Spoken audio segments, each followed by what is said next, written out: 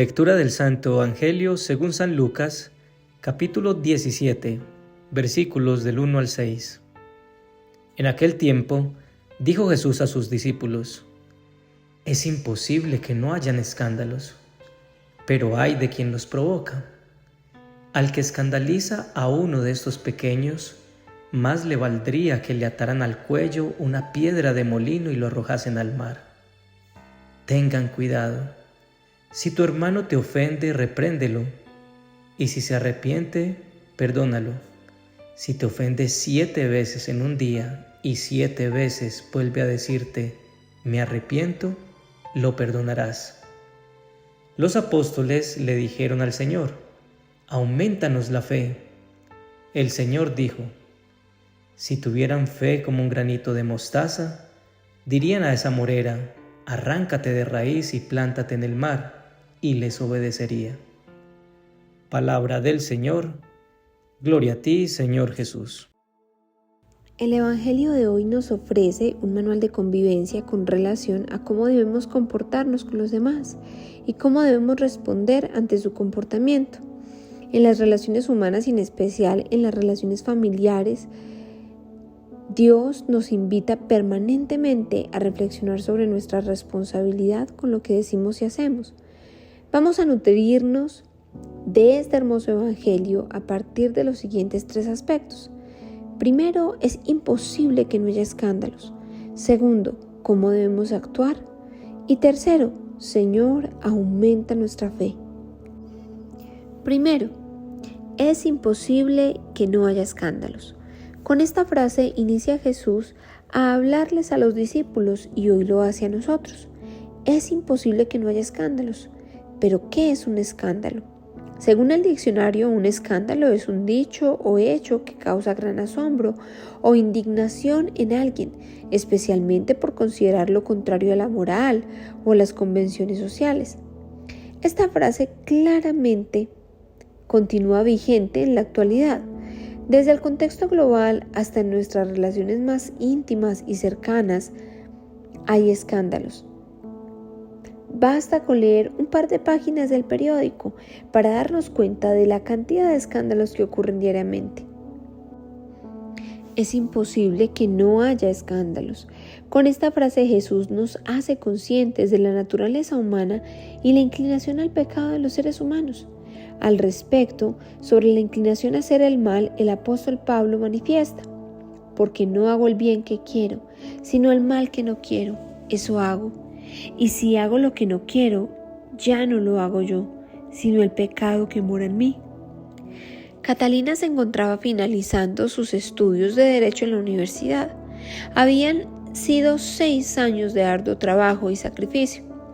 El examen final de la materia que tanta dificultad le daba lo tendría que presentar en 2 días y sentía que no había estudiado lo suficiente.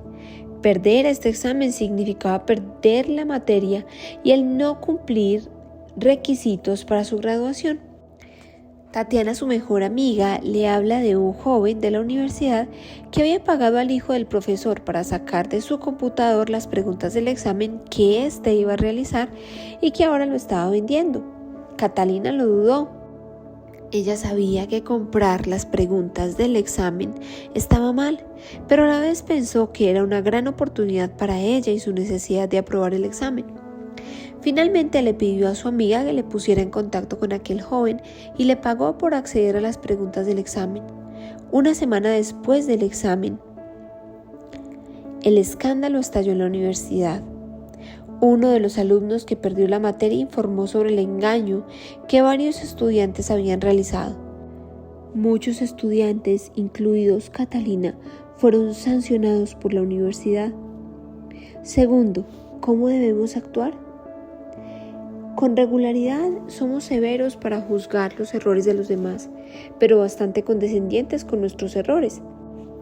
Criticamos con severidad, por ejemplo, al político que usa sus influencias para obtener favores, pero vemos normal el usar nuestras influencias cuando requerimos de una ayuda con algo que necesitamos. Juzgamos al hecho de corrupción que es escándalo en las noticias, pero no vemos ningún problema con la con la de solicitar al contador que nos acomode las cifras para evitar el tener que pagar un determinado impuesto. En el seno de una familia podemos caer fácilmente en este patrón de comportamiento. Lo hacemos cuando criticamos, por ejemplo, al hermano que no haya ayudado en casa, pero no encontramos excusas y razones de peso que nos impidan a nosotros ayudar. Cuando la esposa es la que se queja por lo poco detallista que es su esposo, pero no hay ningún problema en que ella no lo sea. Cuando el esposo juzga a su esposa por el dinero que gasta en su cuidado facial y no ve ningún problema en gastar más dinero en su boleta para ver un partido de fútbol. Las palabras de Jesús hoy en el Evangelio nos conducen a actuar en sentido contrario, a ser rigurosos con nuestro comportamiento, vigilando que éste sea siempre intachable, pero también a ser nobles y misericordiosos con los errores de los demás y sus muestras de arrepentimiento. Dice Jesús, al que escandaliza a uno de estos pequeños, más le valdría que le ataran al cuello una piedra de molino y lo arrojaran al mar. Continúa diciendo, tengan cuidado, si tu hermano te ofende, repréndele, y si se arrepiente, perdónalo. Y si te ofende 7 veces en un día y 7 veces vuelves a decirte, me arrepiento, lo perdonarás. Los directivos de la universidad habían tomado una decisión radical y rigurosa en contra de Catalina, una joven que con gran sacrificio había realizado su carrera de Derecho y que nunca antes había cometido ninguna falta.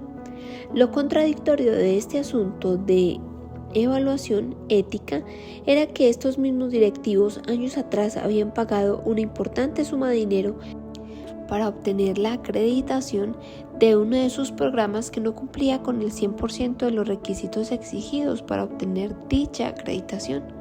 Catalina solicitó el recurso de reposición sobre la sanción decretada por la universidad y además envió una sentida carta a los directivos manifestando su arrepentimiento por el fraude cometido.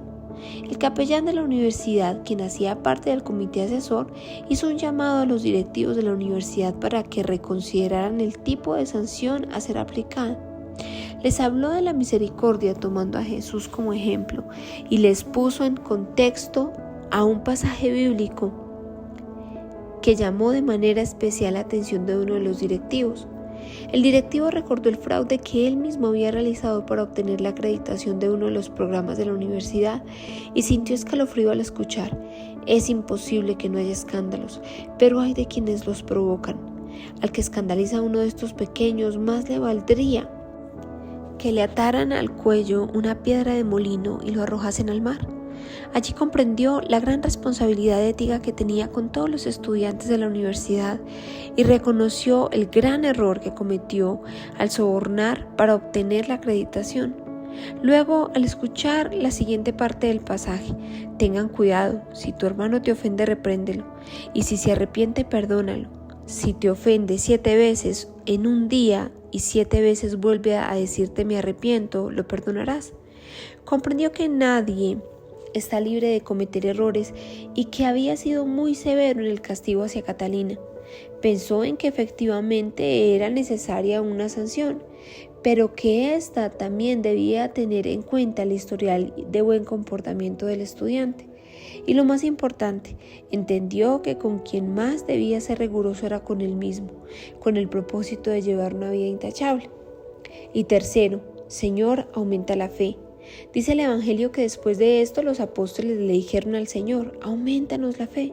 Y el Señor dijo, si tuvieran fe como un granito de mostaza, dirían a esa morera, arráncate de raíz y plántate en el mar, y les obedecería. La fe nos permite reconciliarnos con el pasado, vivir el presente con gratitud y pensar en el futuro con esperanza. En el contexto del Evangelio es interesante contemplar que los apóstoles le piden a Jesús que les aumente la fe. El papel de la fe en medio de un mundo de escándalos es decisivo. Cuando no se tiene fe, las conversaciones son de desesperanza y todos los comentarios llevan a pensar o esperar lo peor. Pero con fe no solo pensamos, sino que también sentimos que hay esperanza y que las cosas pueden cambiar. La fe, como se menciona en el Evangelio, se compara con un pequeño grano de mostaza. Aunque pequeña, esta semilla tiene el potencial de crecer y convertirse en algo significativo.